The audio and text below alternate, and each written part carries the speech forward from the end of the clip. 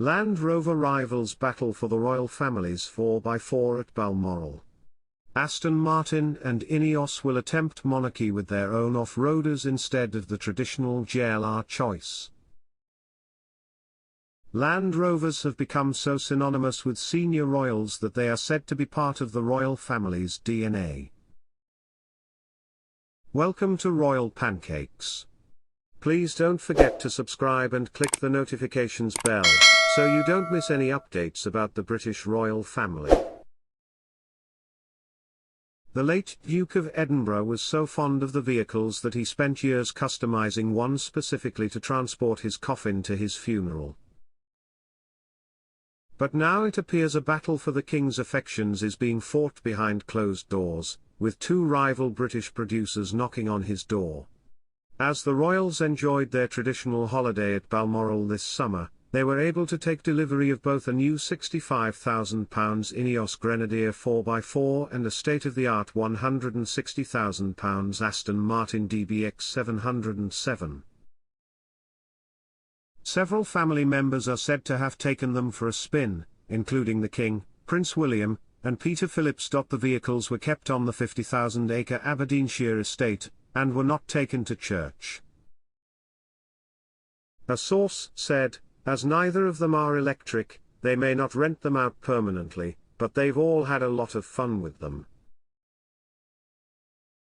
At least publicly, members of the royal family have long remained loyal to Land Rover, now Jaguar Land Rover, which has held royal warrants since 1951, when George VI tested an early 4x4 prototype. Queen Elizabeth II and Prince Philip were particularly supportive of them, as a fleet of custom-built Land Rovers was used to transport them during their 6-month tour of the Commonwealth in 1953. The company subsequently developed a strong relationship with the couple, who were seen as an important link between the monarchy and the British car industry. Prince Philip was driving a Land Rover Freelander when he crashed at a junction near Sandringham, Norfolk, in January 2019.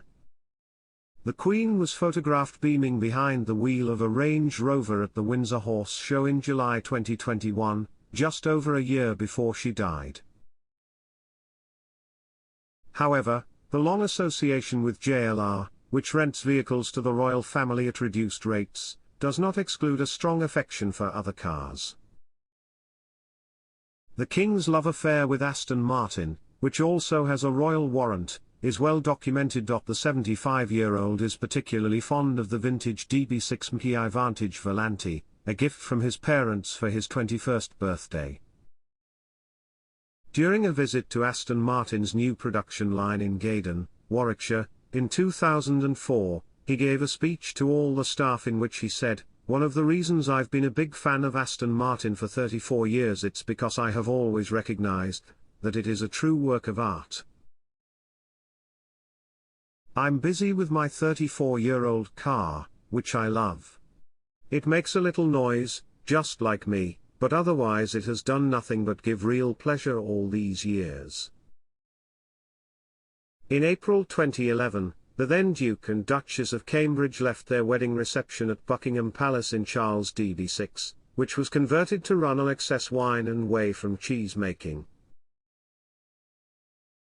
In 2020, Charles visited a new Aston Martin Lagonda manufacturing plant in St Athan, Wales, where he gave the new DBX the royal seal of approval by applying the iconic wings emblem, before getting behind the wheel for a spin.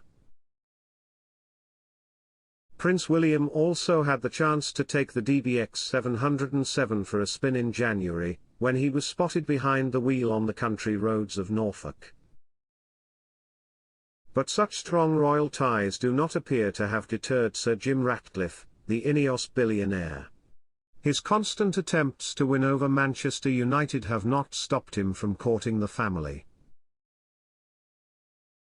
Sir Jim, the new arrival, may hope to win over the royals with his new invention and perhaps gain a royal warrant himself. It might help that the Ineos Grenadier is designed as a modern replacement for the Land Rover Defender and looks remarkably similar.